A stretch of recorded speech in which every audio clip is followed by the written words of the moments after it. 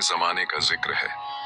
शुमाल की पहाड़ियों के दामन में एक छोटा सा कस्बा आबाद था। इस कस्बे का नाम चिनारपुर था। ये कस्बा पहाड़ों की गोद में बसा हुआ था, जहाँ सब्जा झार कम थे, मगर कुदरती खूबसूरती की कोई कमी न थी। चारों तरफ से बर्फपोश चोटियां इसे घेरे हुए थीं, और मौसम अक्सर ठंडा रहता, मगर गर्मियों में सूरज की तपिश भी कम न थी। कस्बे के लोग मेहनती और सीधे साधे थे। वो ज्यादातर खेती बाड़ी पर इन्हिसार करते, कुछ लोग छोटे मोटे कारोबार करते और कुछ जानवर पालते। घर सादा थे, मिट्टी और लकड़ी से बने। छतों पर घास उगी हुई होती जो सर्दियों में गर्मी देती और गर्मियों में ठंडक। बाजार छोटा सा था, जहाँ चंद दुकानें थीं। एक आटे की चक्की, एक कपड़े की दुकान और चंद सब्जियों की टोकरियां। लोग एक दूसरे की मदद करते, खुशी गमी में शरीक होते और जिंदगी की सादगी से मुतमिन थे। कस्बे की खास पहचान एक बहुत पुराना चिनार का दरख्त था, जो बाजार के बीचों बीच खड़ा था। ये दरख्त इतना फैला हुआ और घना था कि इसकी शाखें आसमान को छूती महसूस होती। इसका तना मोटा था, जैसे कोई कदीम पहाड़, और जड़ें जमीन में गहरे उतरी हुई थीं। गर्मी के दिनों में इसके नीचे बैठने से ठंडी हवा का झोंका ऐसे आता जैसे कोई जन्नत की नसीम चल रही हो। परिंदे इसकी शाखों पर गीत गाते और बच्चे दूर से इसे देखकर खुश होते। मगर ये दरख्त एक दौलतमंद ताजिर रामलाल के मकान के बिल्कुल सामने उगा हुआ था, और रामलाल इसे अपनी जाती मिल्कियत समझता था। वो न किसी को इसके नीचे बैठने देता, न ही कोई फल तोड़ने की इजाजत देता।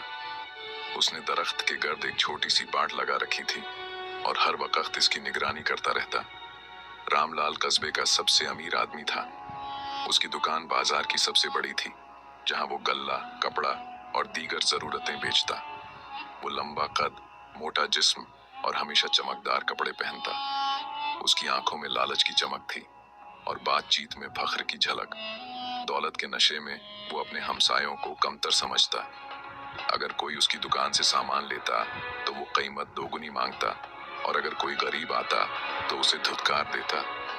लोग उससे दूर रहते, क्योंकि वो हमेशा बहस करने को तैयार रहता। उसकी बीवी, जो एक खामोश औरत थी, घर संभालती, और उसके दो बेटे उसके कारोबार में हाथ बटाते। मगर रामलाल का दिल संग था। वो कभी किसी की मदद न करता, न ही किसी त्योहार में शरीक होता। लोग उसे लालची लाल कहकर पुकारते, मगर पीछे से। इसी कस्बे में एक गरीब चरवाहा रहता था, जिसका नाम करीम था। करीम एक छोटे से झोंपड़े में रहता, जो कस्बे के किनारे पर था। उसकी बीवी फातिमा घर के कामकाज करती, और उनके 3 बच्चे थे, 2 लड़के और 1 लड़की। करीम रोजाना गांव वालों की बकरियां और भेड़ें चराने का काम करता। सुबह सवेरे वो उठता, अपनी लाठी और बांसुरी लेकर निकलता और चरागाह की तरफ जाता, जो पहाड़ों के दामन में थी। वहां सरसब्ज घास थी, जहां जानवर चर सकते थे। शाम को वो जानवरों को वापस लाता और मालिकान को लौटाता। इस खिदमत के एवज लोग उसे थोड़े से पैसे देते, कभी अनाज, कभी दूध। मगर ये सब कुछ कम था। करीम की फैमिली अक्सर फाकों का शिकार रहती। बच्चे स्कूल न जा सकते क्योंकि पैसे न थे, और फातिमा बीमार रहती, मगर दवा की इस्तिताअत न थी। करीम कभी शिकायत न करता। वो हमेशा मुस्कुराता रहता और रात को बच्चों को कहानियां सुनाता। वो कहता, अल्लाह मेहरबान है, एक दिन जरूर हालात बदलेंगे। करीम की बांसुरी की आवाज कस्बे में मशहूर थी। वो चरागाह में बैठकर बजाता और परिंदे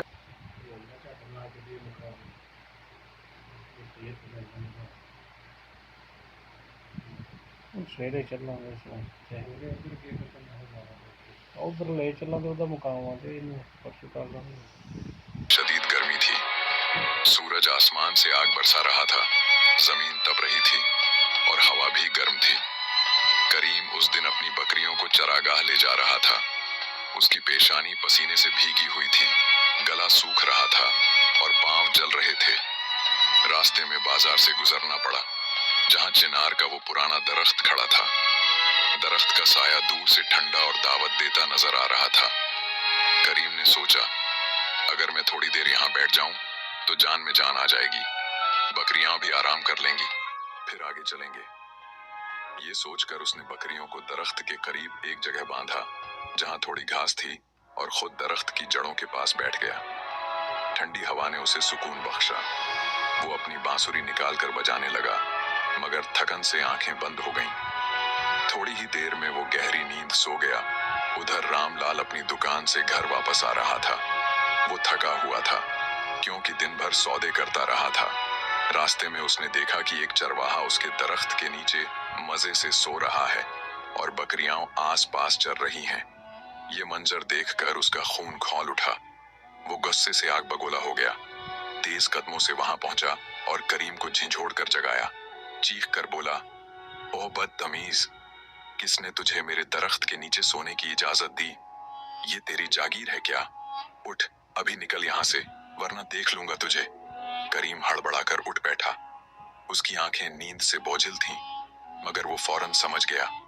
शर्मिंदा लहजे में बोला, रामलाल जी, माफ कीजिएगा, मैं बहुत थक गया था, गर्मी से बुरा हाल था। साया देखकर बस 2 लम्हे आराम करने बैठ गया। मेरा कोई बुरा इरादा नहीं था, मैं अभी जा रहा हूँ। वो उठने लगा, मगर रामलाल ने उसका हाथ पकड़ लिया। रामलाल की आवाज और बुलंद हुई, माफी से काम नहीं चलेगा। ये दरख्त मेरा है, इसकी जड़ें मेरी जमीन में है, इसके नीचे बैठने का हक किसी को नहीं। तुमने मेरी मिल्कियत में दखल अंदाजी की है। मुफ्त में यहाँ सांस भी नहीं ले सकते। अगर साया चाहिए तो कीमत अदा करो। करीम हैरान होकर बोला, कीमत? क्या साया भी कोई बेचता है? क्या हवा के झोंके भी खरीदे जाते हैं? ये तो अल्लाह की नेमत है सबके लिए। रामलाल ने तंजिया कह खा लगाया, हाँ बिल्कुल, सब कुछ खरीदा जा सकता है अगर पैसा हो।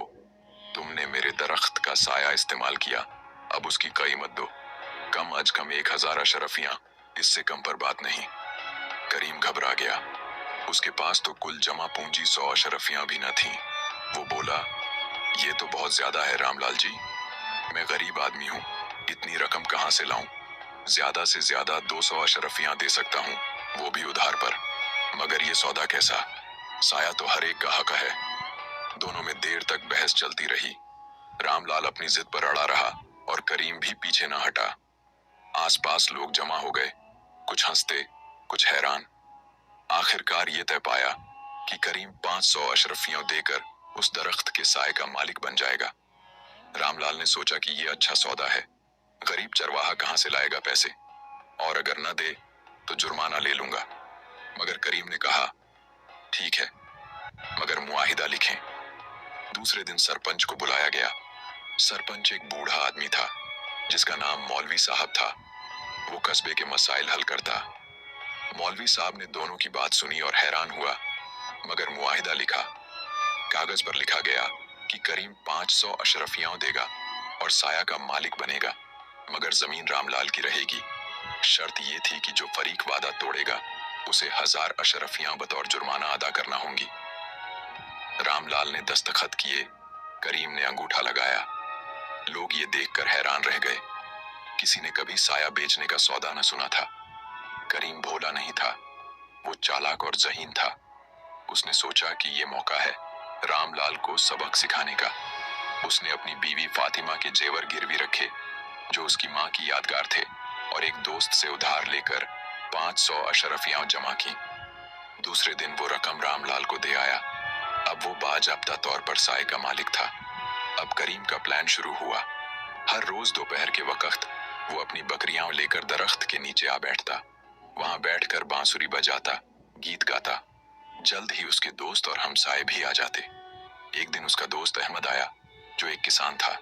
अहमद ने कहा, करीम भाई, ये साया तो अब तेरा है, हम भी बैठें? करीम ने हंसते हुए कहा, बिल्कुल, ये सबके लिए है। अल्लाह की नेमत बांटने से बढ़ती है। फिर बच्चे आ गए, जो गेंद खेलने लगे। औरतें भी आईं, जो थक कर आराम करने बैठी। वहां कहके गूंजने लगे, गाने होने लगे, बकरियों की आवाजें अलग, पूरा बा। रामलाल के घर में ये शोर दिन रात की परेशानी बन गया। सुबह से शाम तक हंगामा। कभी चरवाहे की बांसुरी की आवाज, कभी बकरियों की मिमियाने, कभी बच्चों का हंसना और चीखना। रामलाल न आराम कर पाता, न कारोबार पर ध्यान दे पाता। उसकी बीवी ने कहा, ये क्या हो रहा है? घर में सुकून नहीं रहा। उसके बेटे भी शिकायत करने लगे। रामलाल गुस्से से भरा रहता, मगर कुछ कर न सकता। वो दरख्त के नीचे जाता और चीखता, ये हुजूम क्यों है? ये मेरी जमीन है। मगर करीम मुस्कुरा कर कहता, जनाब, हम तो सिर्फ साए में बैठे हैं, आपने जमीन नहीं बेची। अगर आपको तकलीफ है तो अपनी जमीन कहीं और ले जाएं। ये सुनकर सब लोग हंस पड़ते और रामलाल शर्मिंदा हो जाता। एक दिन रामलाल ने मौलवी साहब से शिकायत की। मौलवी साहब ने कहा, तुमने खुद मुआहिदा किया है, साया करीम का है, वो जो चाहे कर सकता है। रामलाल मायूस हो गया। फिर करीम ने अपना प्लान और आगे बढ़ाया। एक दिन वो अपने साथ मजीद जानवर ले आया, 2 भैंसें, एक कुत्ता और एक मुर्गा। भैंसें दूध देने वाली थीं, मगर वहां बैठकर हनकारती। कुत्ता भौंकता, मुर्गा बांग देता। अब शोर और बढ़ गया। रामलाल के घर में रात को भी नींद न आती। वो पागल होने लगा। उसने सोचा, ये चरवाहा मुझे तबाह कर देगा। कुछ दिन बाद एक त्योहार आया। कस्बे में मेला लगा, जहां लोग जमा होते। करीम ने दरख्त के नीचे एक छोटी सी महफिल सजाई। वहां खाना पका, लोग खाने लगे। रामलाल देखकर जल भुन गया। वो करीम के पास आया और बोला, तुमने तो मेरा जीना हराम कर दिया है। ये बकरियां, ये शोर, ये हुजूम, आखिर ये सब कब तक चलेगा? मैं बीमार हो रहा हूँ। करीम ने सुकून से कहा, रामलाल जी, मैंने तो सिर्फ साया खरीदा है, यहाँ बैठने का हक मेरा है। अगर आप चाहें तो मुआहिदा तोड़ दें, मगर जुर्माना अदा करें।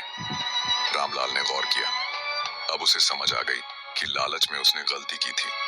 साया जैसी चीज को बेचना अहमकाना था। वो मौलवी साहब को बुलाकर आया और मुआहिदा तोड़ दिया। 1000 अशरफियां करीम के हवाले की। करीम ने वो रकम ली, बीवी के जेवर वापस करवाए और बाकी से एक छोटा सा खेत खरीद लिया। अब वो चरवाहा कम, किसान ज्यादा बन गया। रामलाल को अपनी गलती का एहसास हुआ। उसने कसम खाई कि अब कभी किसी को दरख्त के नीचे बैठने से न रोकेगा। वो लोगों से माफी मांगने लगा और कारोबार में इंसाफ करने लगा। कस्बा अब और खुशहाल हो गया, क्योंकि बांटने की खुशी सबको मिली।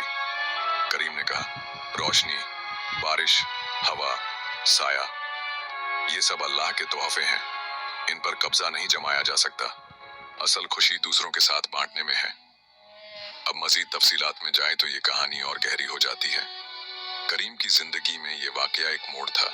इससे पहले वो एक आम चरवाहा था, मगर इस सौदे ने उसे हीरो बना दिया। गांव वाले अब उसे इज्जत देते और बच्चे उसकी कहानियां सुनने आते। एक दिन जब करीम खेत में काम कर रहा था, उसका बेटा आया और बोला, अब्बा, आपने रामलाल को कैसे सबक सिखाया? करीम ने हंसते हुए बताया, बेटा, लालच आंखें बंद कर देता है। अल्लाह ने दुनिया सबके लिए बनाई है।